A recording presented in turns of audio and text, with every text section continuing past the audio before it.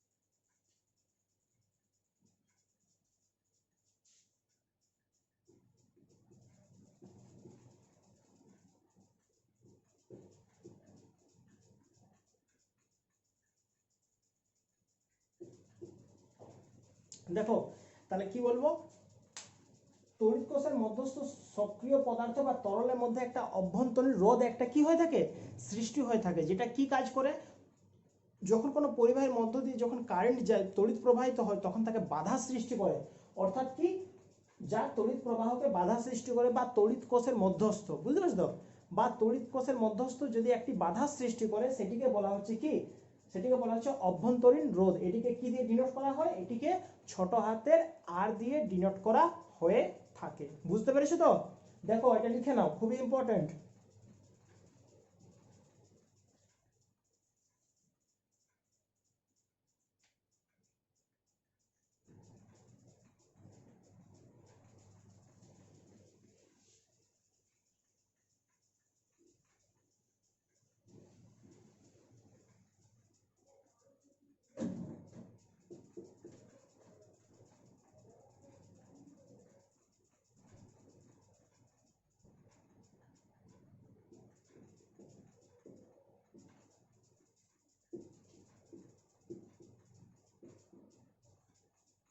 এরপর দেখো, এই অভ্যন্তরীণ রোধটা কার কার উপর নির্ভর করে, সবচেয়ে প্রথমে কার উপর নির্ভর করে, তড়িৎদ্বারের পাত, অর্থাৎ একটা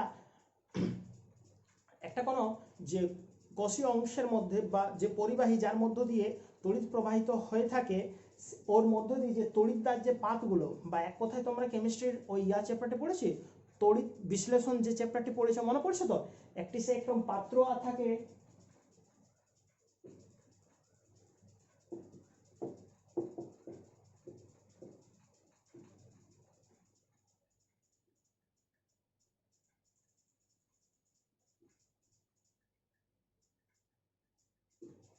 এই যে দুটি একটি পাত্রের মধ্যে দুটি যে তড়িৎদ্বার থাকে, এই তড়িৎদ্বারগুলোর উপর নির্ভর করে। অর্থাৎ কি, অর্থাৎ কি, এই যে তড়িৎদ্বারগুলি, এই তড়িৎদ্বারগুলি যত কাছে থাকবে রোধ তত কম হবে, যত দূরে থাকবে রোধ তত বেশি হবে। বুঝতে পারছো তো কি উপর নির্ভর করে, যত কাছে থাকবে রোধটা তত কি হবে, কম হবে, যত দূরে থাকবে রোধটা তত বেশি হবে। বুঝতে পেরেছো?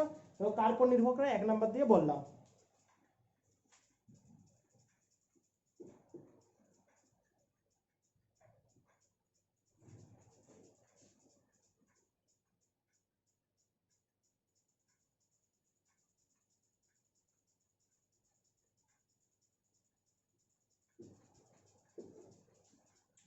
ক্ষেত্রফল, ক্ষেত্রফল অর্থাৎ কি, এই যে তড়িৎদ্বারগুলি যে তলের মধ্যে নিমজ্জিত আছে, ওটা যে ক্ষেত্রফলটা যত বেশি হবে, ক্ষেত্রফলটা যত বেশি হবে, অভ্যন্তরীণ রোধটা তত কি হবে, কম হবে বা হ্রাস হবে। বুঝতে পেরেছো তো?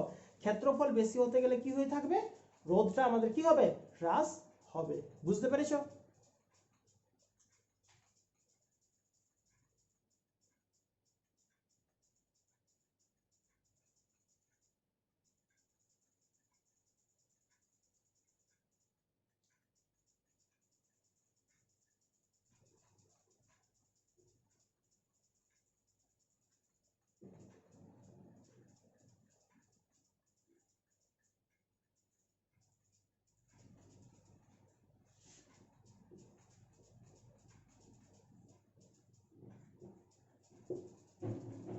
তরলের প্রকৃতি অর্থাৎ কি, যে তরলের মধ্য দিয়ে খুব সহজে তড়িৎ প্রবাহিত হয়ে থাকে, তার মধ্যে কি হবে, রোধটা নিশ্চয়ই আমাদের কম হয়ে থাকবে।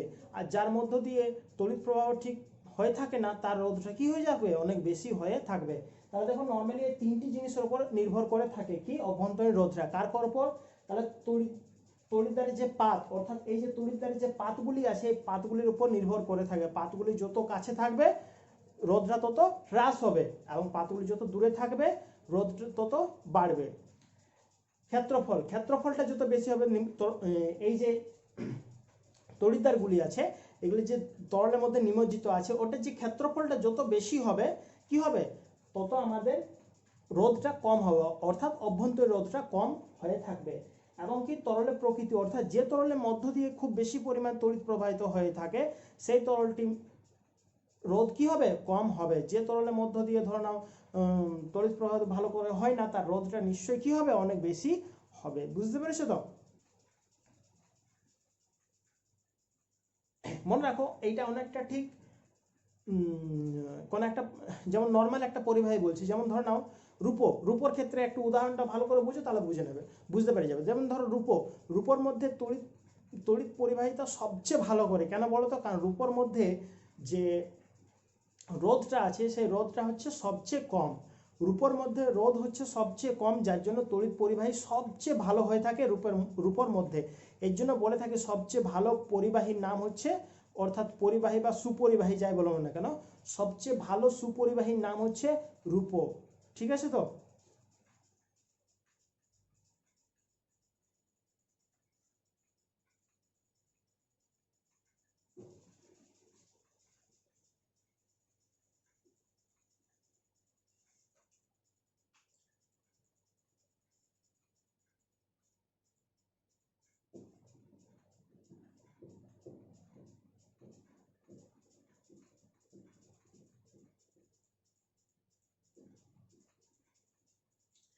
দেখো এরপর কি আছে, অভ্যন্তরীণ রোধ এবং তড়িৎচালক বলের মধ্যে যে একটি সম্পর্ক আছে, সেই সম্পর্কটি আমরা আজকে ভালো করে জানবো। যদি তোমাদের বুঝতে অসুবিধা থাকে অবশ্যই আমার কমেন্ট বক্সে কমেন্ট করে জানাবে।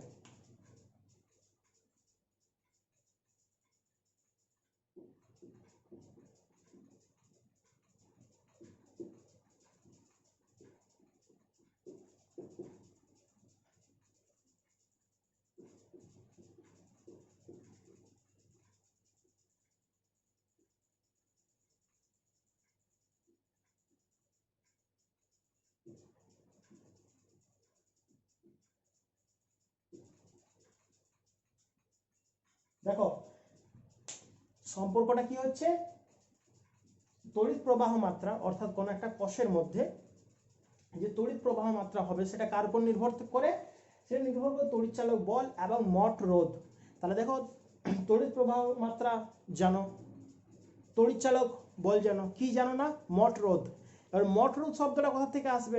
দেখো একটু আগে আমি বললাম একটা অভ্যন্তরীণ একটি রোধ ক্রিয়া করে, তো দেখো এই যে অভ্যন্তরীণ রোধ, আর আমরা আগের দিন ওহমের সূত্র অনুসারে পড়েছি একটি রোধ, তো এই যে ওহমের সূত্র অনুসারে যে রোধটা আমরা পড়েছি, সেই রোধ যুক্ত একটা যে অভ্যন্তরীণ রোধ ক্রিয়া করবে, এই রোধ, এই দুটি রোধের যোগফলটাকে বলা হচ্ছে মোট রোধ। বুঝতে পেরেছো? দেখো ইকুয়েশনটা দেখো,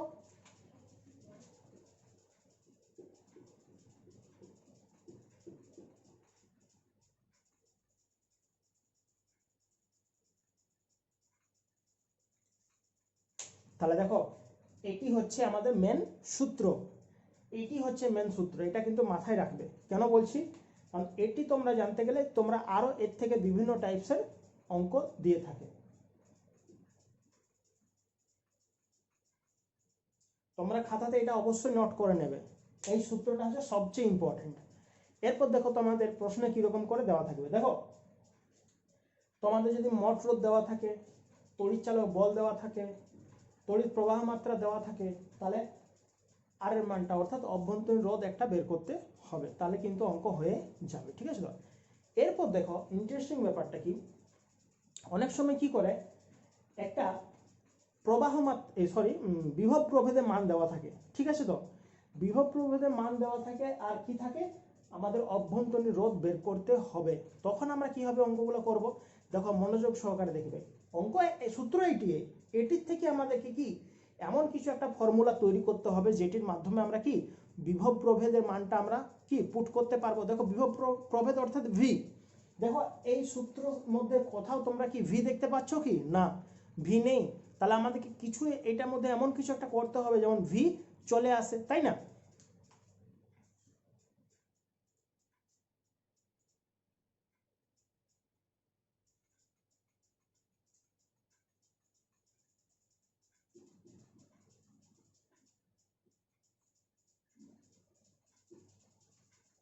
দেখো কি করলাম, এটার সাথে এটার গুণ করে দিয়েছি, আর নিচে কিছু ছিল মানে অ্যাকচুয়ালি এটার সাথে এটার গুণ, এটার সাথে এটার গুণ। বুঝতে পেরেছো তো? সিম্পল অঙ্ক করছি এটা। দেখো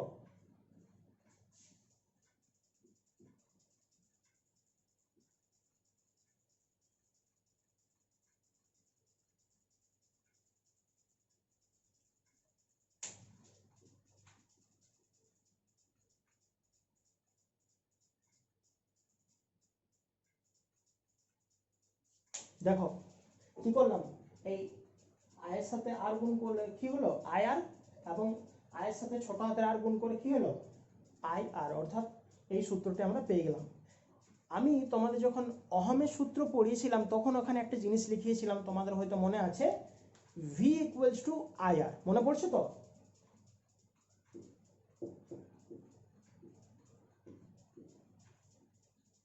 অহমের সূত্রে এটি আমি তোমাদের করিয়েছিলাম, ভি ইকুয়ালস টু আই আর, বুঝতে পেরেছো? এরপর দেখো ইন্টারেস্টিং ব্যাপার কি, এইখানে আই আর সমান সমান ভি, তাহলে দেখো আই আর, অর্থাৎ এই জায়গায় আমরা কি কি পুট করতে পারি, ভি পুট করতে পারি।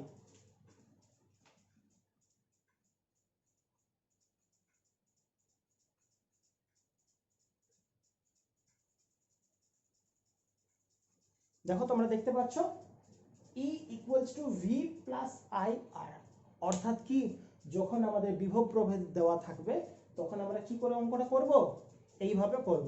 তো দেখো তোমাদের এই কেন বলছি এটাই হচ্ছে ইম্পর্টেন্ট, কারণ দেখো আমরা এই যে E equals to V plus I R, এটা যে আমরা এনেছি এটা কিন্তু এই সূত্র থেকে এনেছি, এটা কি এই সূত্র থেকে এনেছি। তা তোমরা যদি এটি মনে রাখো তাহলে কিন্তু এটিও বের করতে পেরে যাবে, ঠিক আছে? তো বা ডিরেক্টলি যদি এটা মনে রাখে তাহলে আরো ভালো, যদি সূত্র উপর নির্ভর করছে তোমাদের, সরি অঙ্কের উপর নির্ভর করছে অঙ্কে কি মান দেওয়া আছে, এইখানে এইখান থেকে যদি কোনো মান দেওয়া থাকে, অর্থাৎ বাইরের রোধ বা যেটা মেন রোধ সেই রোধ দেওয়া থাকে, অভ্যন্তরীণ রোধ যদি দেওয়া থাকে, তড়িৎচালক বল যদি দেওয়া থাকে, তাহলে কি আই কিভাবে বের করতে হয় সেটা আমরা পেয়ে যাব। বা এক কথায় বলতে গেলে দেখো এখানে মোট 4টি রাশি আছে, 1টি 2টি 3টি 4টি, এই 4টির মধ্যে কি যে কোনো 3টার মান দেওয়া থাকবে, একটি মান বের করতে হবে। দেখো এখানেও সেম, এখানেও আছে 4টি রাশি 1 2 3 4, ঠিক আছে? তো এই 4টি রাশির মধ্যে যে কোনো 3টির মান দেওয়া থাকবে, একটি বের করতে হবে। আর তোমাদের যদি সূত্রটা নাও মনে থাকে তাহলে কি এটা কিন্তু মনে রাখতেই হবে, এখান থেকে এটা তোমরা নিজেরাই বের করতে পেরে যাবে, বুঝতে পেরেছো? দেখে নাও।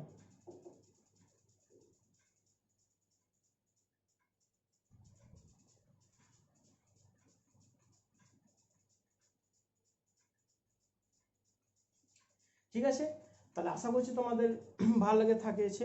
আর যদি কোনো ডাউট থাকে অবশ্যই আমাকে কমেন্ট বক্সে তোমরা কমেন্ট করে জানাবে, তোমাদের জন্য আমি আরও নতুন নতুন ভিডিও নিয়ে আসবো, ঠিক আছে? তো যদি পারো তো চ্যানেলটি অবশ্যই সাবস্ক্রাইব করবে, ভালো লেগে থাকলে তোমাদের বন্ধুদের মধ্যে শেয়ার করবে। আমি তোমাদের এরপরে প্রধাঙ্ক সম্পর্কে বলবো, ঠিক আছে? ভালো থেকো, ধন্যবাদ।